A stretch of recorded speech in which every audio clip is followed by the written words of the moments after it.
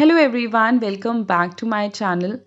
This side Chavi, your pol science teacher, and today we will start with chapter 2 Freedom from Political Theory. As you know that in every video there is home task in the end of the video, so watch the video carefully and understand each and everything whatever is there in the video. But before that, I request you all do like, share and subscribe. Before we move on with chapter explanation, let's know the topics which we are going to learn in this video. Basically in this we will cover from page number 17 till 25 of your NCERT book, and in this we will discuss about introduction, the ideal of freedom, what is freedom, the sources of constraints, why do we need constraints, and lastly harm principle. Firstly, we will start with introduction. Students, you surely know that India fought for freedom of their country from foreign rule, and many other countries have fought for their independence too. We also argue with our parents to give us freedom to live our own lives. So freedom is a very important principle for individual and for society as well. We require freedom so that we can control our own destinies and live according to our own rules, and also to have the opportunity to express ourselves and pursue our choices and activities. But we cannot have absolute freedom. There need to be restrictions on freedom so that everybody can enjoy their freedom. In this chapter, we will read arguments from different thinkers on how much freedom should be given to individuals and what restrictions should be placed on them. Remember, we did importance of political theory in first chapter, where I told you that various thinkers debate about various ideas and principles and give different definitions of values like freedom, equality and rights. Before we start with freedom, we need to know that Nelson Mandela of South Africa spent 28 years in jail to fight for independence movement. In his book Long Walk to Freedom, he talks about his personal struggle against the apartheid regime in South Africa, about the resistance of the people to the segregationist policies of the white regime. While on the other hand, we will talk about Aung San Suu Kyi, who's from Myanmar and spent years under house arrest to fight for independence of her country. Her book of essays bears the title Freedom from Fear. She says, "For me, real freedom is freedom from fear, and unless you can live free from fear, you cannot live a dignified human life." From these two books of Nelson Mandela and Aung San Suu Kyi, we can see the power of the ideal of freedom, an ideal that was at the center of our national struggles and the struggles of the people of Asia, Africa against Britishers, French people, and Portuguese colonialism. After this, we will talk about what is freedom. Freedom includes two aspects. First, absence of external constraints, and second, existence of conditions which expand freedom. Now you must be thinking that what does this mean?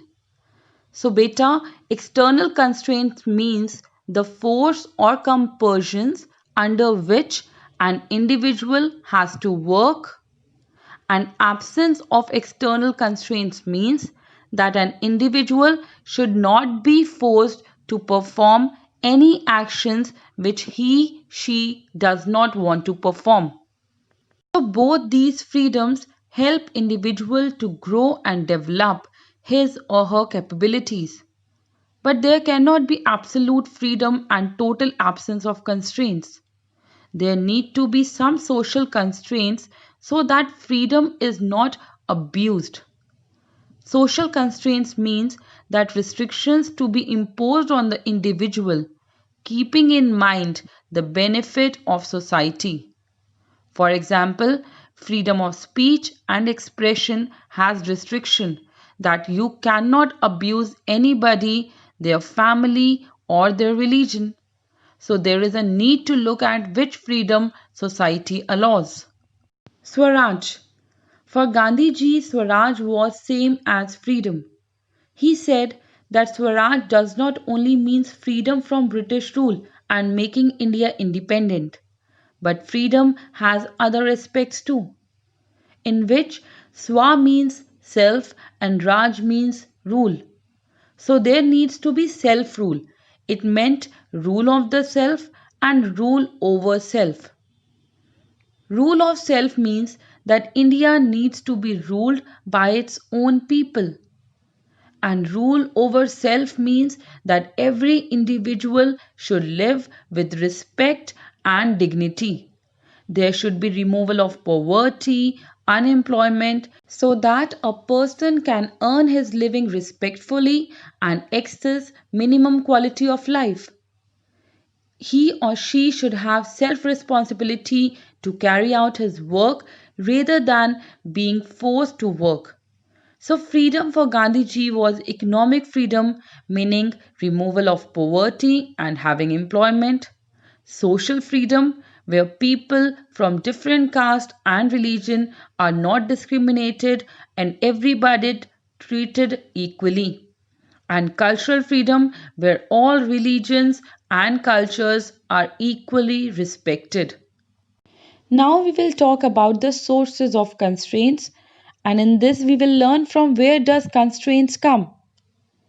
So you should know constraints come from law imposed by government. The first one is the power of the rulers and form of government. Over here I'll give you one example, and the best example for it is apartheid system in South Africa. Here, the colonial rulers discriminated between black and white people and imposed harsher laws on blacks. That is why we want democracy where there is rule of representatives of people and they can draft laws in their favor. There are other constraints in the society as well, like economic constraints, in which there is economic inequality in the form of poverty, lower wages, etc. Second, social inequality in the form of untouchability and caste discrimination, and sometimes exploitation of women. Third, cultural inequality in terms of discrimination on the basis of religion and culture. Let us know what Subhash Chandra Bose said about freedom. Bose said that there should be freedom of rich and poor, freedom for men and women, freedom for all classes and all individuals, freedom for individual and society. Freedom does not only means independence of India from British rule, but equal distribution of wealth, abolition of caste, destruction of communalism, and religious intolerance. But at the same time, we need constraints in the society. We cannot live in a world where there are no constraints. We need some kind of constraints, or else society would descend into chaos. Differences may exist between people regarding their ideas and opinions. They may have conflicting ambitions. They may have competition to control scarce resources. So, for controlling all these things, we need certain kind of constraints. We need to realize that everybody is different and we need to respect difference of opinions, cultures, ideas and belief. The constraint should be democratically decided by people. In this, we need to understand that which area should be constrained and which area should be left free from any constraints. Answer the question that how much constraints we need on our liberty, we will be discussing about liberal political thinker John Stuart Mill. But John Stuart Mill says that freedom can be restrained only for self-protection. That means if somebody's freedom harm the other person, then that person freedom can be restricted.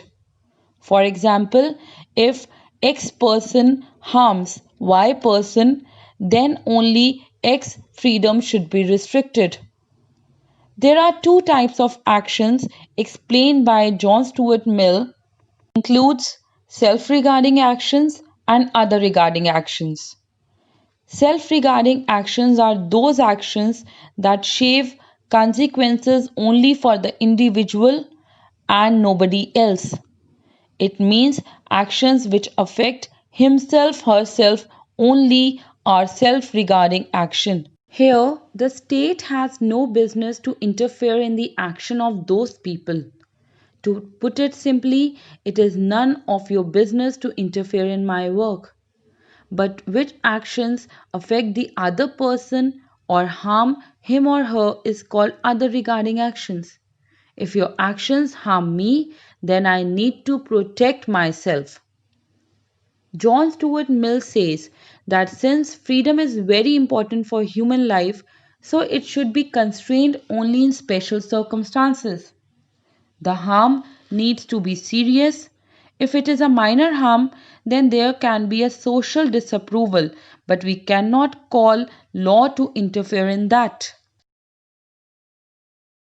Because otherwise, law will expand its area of interference and which will restrict freedom in the long run. For example, if somebody has played a loud music, then we should not call police to interfere and stop the music. We should show society's disapproval to it because there cannot be legal punishment for it. Law should be called only when there is a serious threat.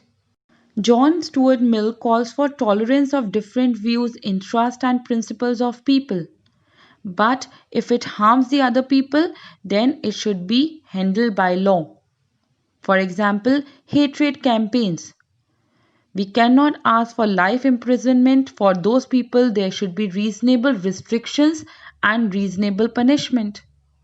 Reasonable restrictions means that punishment should not in excess, not out of proportion of the action, otherwise it would affect the general condition of freedom in the society. So this is all for today. I hope you have understood that whatever we had done.